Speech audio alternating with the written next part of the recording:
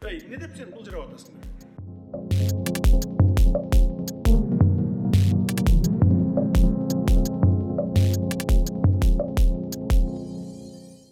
Өткөндө жогорку кеңешке бардыңыз.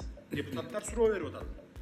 Акыркы 2 жылда ошо биз келип иштеп аткандан баштап канча карыз алдыңар сыртка десе, сиз 7 миллиард доллар деп атасыз. Общий канча карызыбыз бар десе, сиз 11 миллиард деп атасыз. Кайдан алдыңыз бул цифраны? Мен соңку жогорку кеңеш иштеп баштагандан бери деген туура түшүнбөй калгам. Ошондо 1992 жылдан баштап бүгүнкүгө чейин ошол сумманы айткам. Сиз туура түшүнбөй калсаңыз, эмне сиздин чапаныңызды чечип алабы? Кайра түшүнүп сурабайсызбы? Кайсы жылдан баштап суроо берип атасыз? Мен ошону айтайын. Токот тергиле жерин айтыңызчы. 4 миллиард 200 миллион тышкы карызыбыз бар, бүгүн. Бүгүн Ошентип эле айтыңыз да, сиз 11 миллиардка көтөрүп салып атпайсызбы?